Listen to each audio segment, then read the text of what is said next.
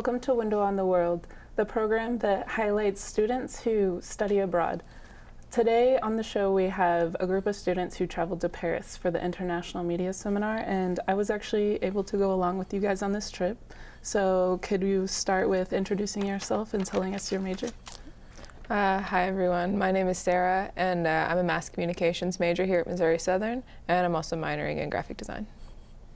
My name's Mackenzie. I'm also a mass communication major with a minor in speech communications. My name's Glenn. I'm a public relations major. So what interests you guys in this trip to Paris? Well, the primary thing that interested me about this trip was, for one, that it was a part of my department and it was a department-sponsored trip, but it was also my first time leaving the country, so going on this experience was a great way to have a supportive network for my first time abroad. So, I would say that one of the things that interested me the most was the location. I've always wanted to go to Paris. It's always been a dream of mine. And then getting to have the opportunity to go with a group and get to experience stuff as well as learn while I was there was also really cool. I'm a lot like Sarah. I've never really left the country, so I thought it'd be cool. I needed the credit to graduate, but I'm really glad I went. Paris was cool. So I guess you two answered the question, but have you studied abroad before, Mackenzie? Yes, I have studied abroad. This was my third time studying abroad. I went in last May, I went to Germany, and then I spent last semester living in Cambodia. So before we really get to talking about Paris, I wanted to ask you guys, how'd you feel about the international flight and then the day of traveling? I felt like the international flight went really as smoothly as it could have. I'm not really one for airports or flying. I haven't done a whole lot of that, but with the way the flights were planned and the way that we were able to easily navigate the airport, it was a really positive experience flying overseas. Yeah, I would agree. I think the flying itself was a little rough at times. There was definitely a lot more turbulence than I've experienced on other flights. And flying with some people who had never been on a plane before, I was a little nervous for them. I was like, it's not normally like this, I promise. But other than that, the food was great. The airports were pretty easy to navigate. So I thought it was overall a pretty good experience. Yeah. I thought it was awesome. Worst part was getting on a plane and finding somewhere to put my bag. That was about it. I think the second flight, I had to have both of my backpacks underneath the seat with me, so that wasn't much fun. Yeah. It was pretty good other than that. So was Paris what you guys expected? I don't really know what I expected, to be honest. I think that there's no way that anyone can really prepare you for a city as grand as that one, because even just experiencing the architecture and the food and the busy streets, it was overwhelming the first day, but as we were able to adjust and acclimate to existing in the city, I think there was a lot to offer that none of us could have expected. Yeah, I would agree. I think going into it, I never really expected to be able to know where I was going at times, because in Germany we were in a much smaller town, and it still took us quite a while to get our bearings and figure out where we were going. But in Paris, it only took us a few days, and we kind of had a general idea of where we were going, and that was a relief for me, because I kind of went in expecting I'm never going to know where I'm going. I'm always going to be lost.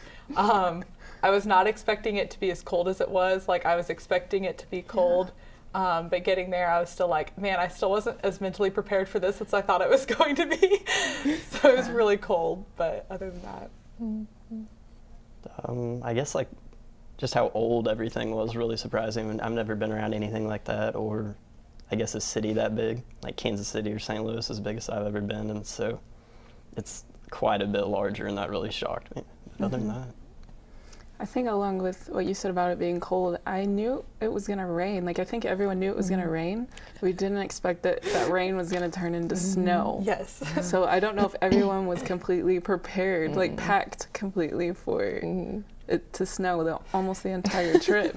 Yeah, that was really cold. And also figuring out the transportation, like the metro and everything. I feel like at first everyone had no idea what they're doing, so we just like would look around to see if everyone was still on the metro. And just look for other people on the train. Yeah, because I remember looking over like the whole car, like, is Glenn down there? Like, do I see Glenn? Is he still on this train? I think my favorite experience with the metro was getting on the wrong side, to where if you left, like, we had to pay to get back in, and we didn't have enough metro tickets for that, so we had to go down. Like, 3 of us had to go down an extra stop and turn around and come back and meet the rest of our group. It was entertaining. But by the end, I think we figured it out. Did any of you like go off on your own, like try to take the metro without the group? I mean, we took the group, or we went without the group home one night. We stayed in a really, really sketchy metro stop for quite a long time. Like, we were like the only people there, and it was like there was graffiti on everything. And it was probably one of the sketchiest stops that we scary. I was glad we got home that night. I was pretty glad we got home that night. But I didn't encounter anything that bad. I really thought it was all right. we were fine. It all worked out. It was just typically, like, on the metro stops, they had like this long until the next train comes, and like they didn't have that at this one, and so we just sat there, and I think we sat there for like 10 minutes probably, just like, I don't know if there's another train coming this way. And so we got on finally, and we made it to the next stop where we had to transfer. And so once we got on the next one, we actually ran into Abby, Maddie, and the other Mackenzie, and we're like, where were you guys? And they're like, well, we got on at the last stop. They apparently like ran at the last second and like hopped on in a different part of the metro, and so we ended up riding with them all the way back. So before the trip, what were you excited to go and see or experience? Like, was there anything in particular? I mean, certainly the major attractions like the Eiffel Tower and the Louvre, which we went to. But personally, I think I was most excited to try the food. Definitely the French food, yeah. And the freshness of the fruits there, were like no other. Like, I was getting fruit every day just because it was like 1,000 times more like sweet and delicate than what we have here. So. Yeah, I was really excited about the Eiffel Tower as well. And then the Louvre and Orsay was probably one of my favorite things that I was like really looking forward to doing, was just seeing Van Gogh and Monet in person and up close. I thought that was really cool. Be honest, it was food. My big goal was to eat a sandwich while I was there, so I ate a few of those. I think, not really Paris, but like the Palace of Versailles was probably my favorite. It was awesome. You could spend more than a day there easy. Yeah. So going off of food, what was your favorite thing that you tried in Paris?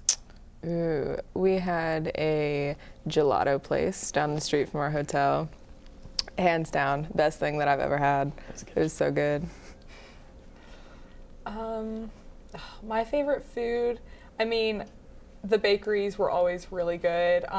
Mackenzie and I stopped one day. We kind of separated off, and we went and found a bakery while we were shopping, and we had like this really good quiche. That was probably one of my favorite things that I tried. I'd have to go with pizza.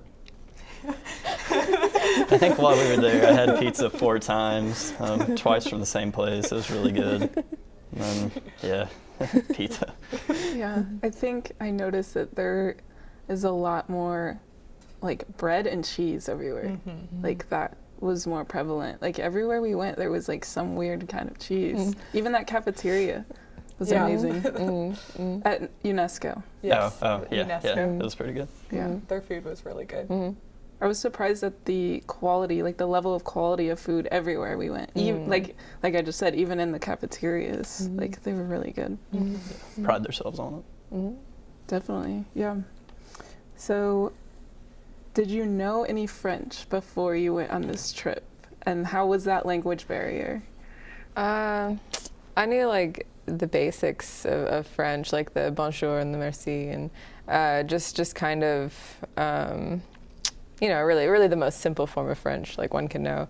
But to me, the language barrier didn't really exist. I mean, of course, there was, elements of language that I didn't understand over there, but overall, I felt as if the French citizens, as long as you tried, they were happy to communicate with us in English and get us what we needed.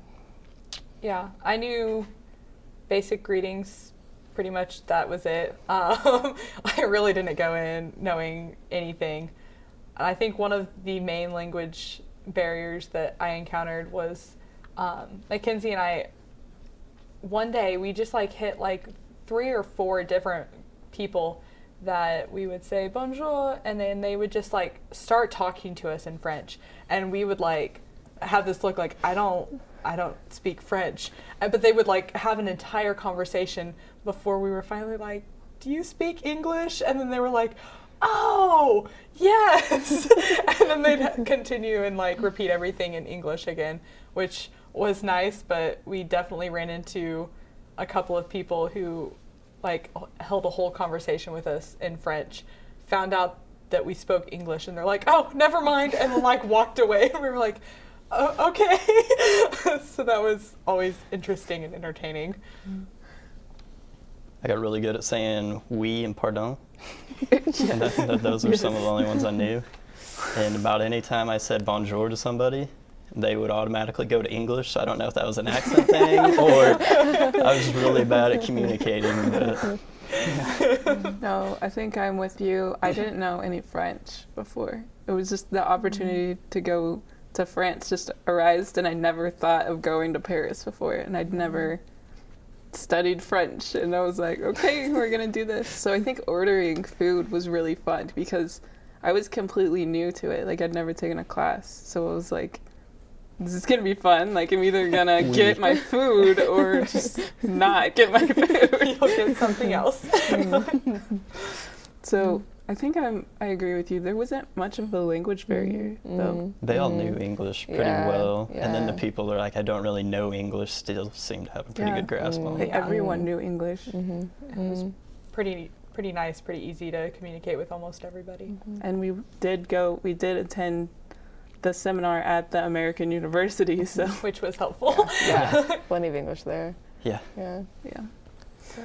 So were there any really big cultural differences that really stood out to you?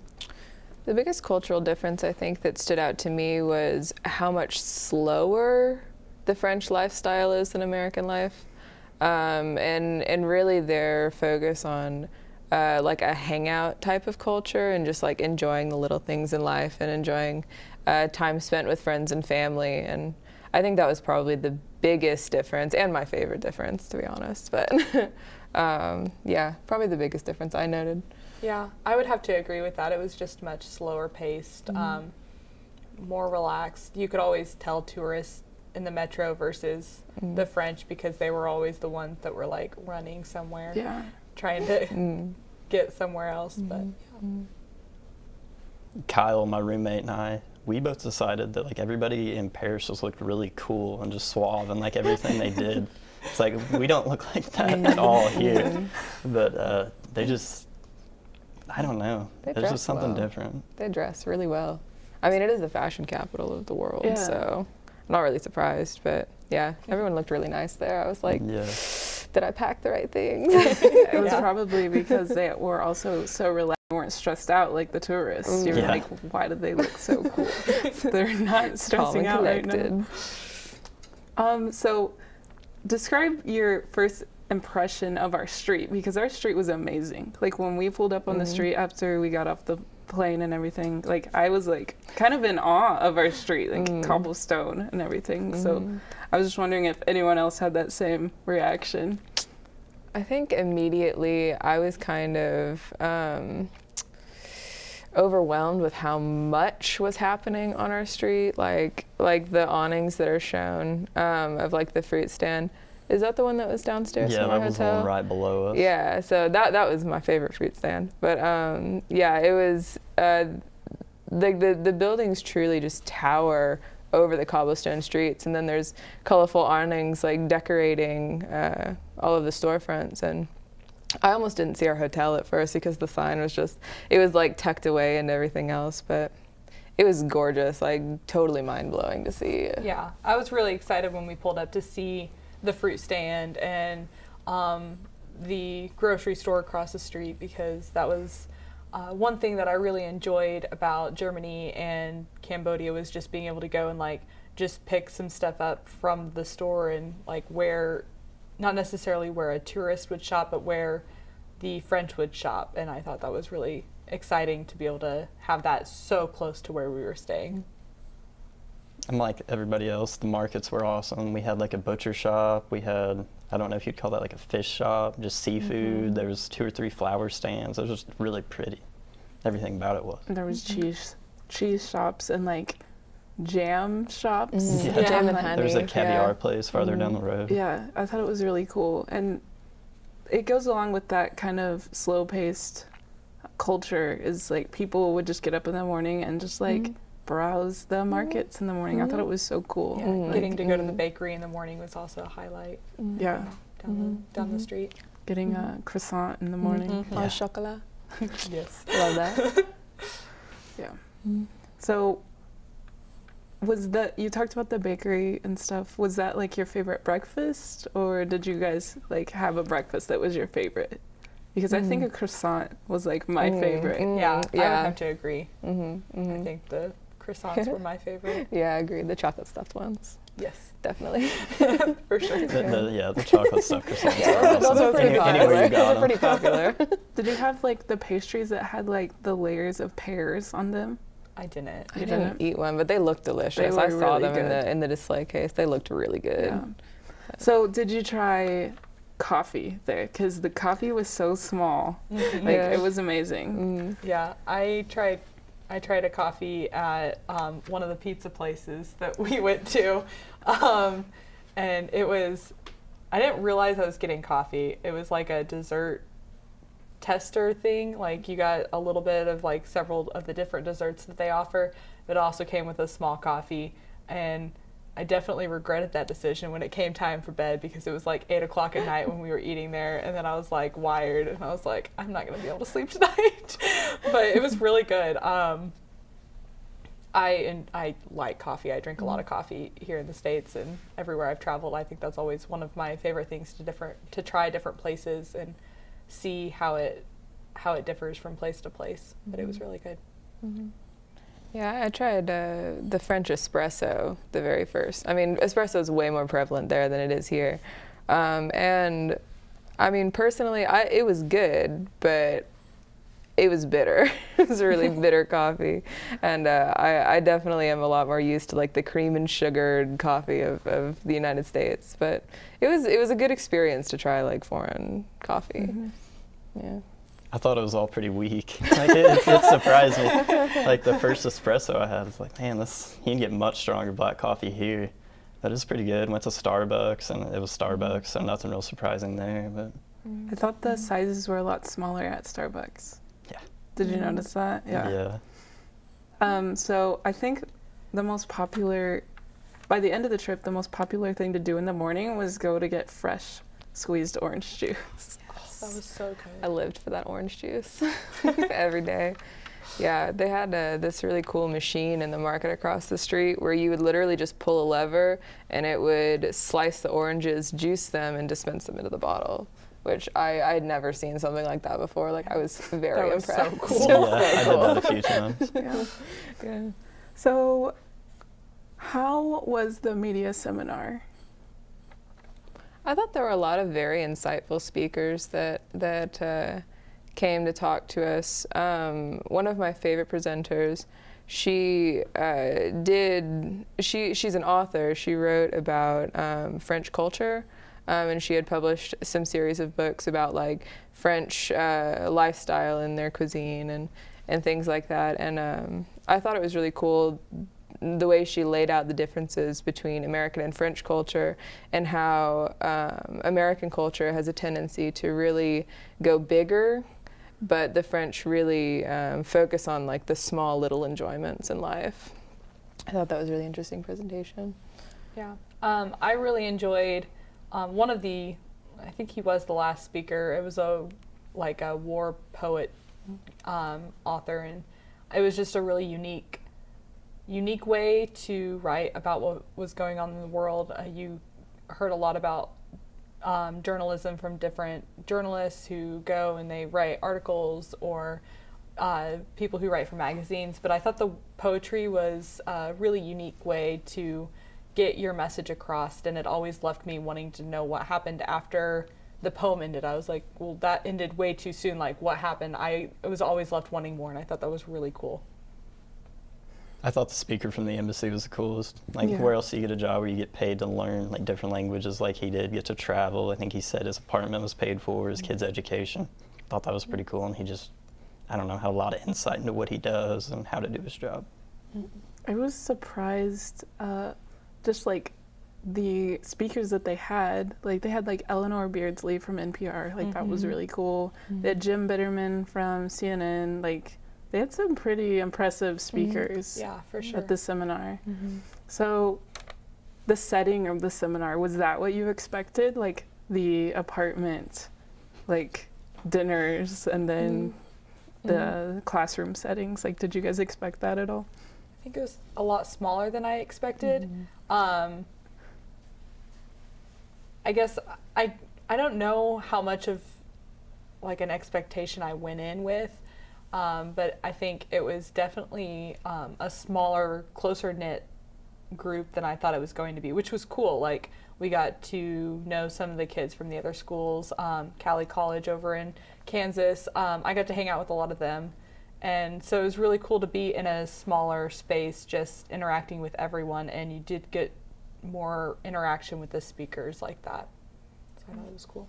Yeah, we definitely got to have like a one-on-one with like people who are really important in the comm field. Like I didn't expect that. Like I expected it to be more kind of formal. Like we'd have to dress up every day and like we'd just listen to the speakers and leave. But it was so casual, and we got to know these people. The question and answer time was always really good as well, getting to ask questions to each speaker. Yeah. So which one of the museums were your favorite? My favorite was the Louvre, mostly because it was just so grand to walk into it. Because whenever you enter, you go in through a glass pyramid and descend below to where the museum is, and I thought that was fascinating. Just to be able to enter this grand museum, but yeah. I would agree. I think between the Louvre and Orsay, those were probably my two favorites. I liked the paintings that were in Orsay. Some of my favorite paintings are in that museum, and so that was really cool to be able to experience that in person. But the Louvre, it was so magnificent. Mackenzie and I got lost. It took us an hour to get out of there. But we also we ended up finding some really cool stuff like down at levels we didn't even like see on the map. Like we're like, I don't know where we are, but there was so much more to explore, and we didn't even get like halfway through it. And so that was really cool. It was just so magnificent. I'd probably go with Versailles, if that counts as a museum, if not the Louvre. But Versailles, I just thought just everything about it was ornate and just pretty, and then everything was still kind of like retained its value from when it was pretty much still used. There's a picture of the lake at Versailles. It was so pretty. And me. That's me. Yeah.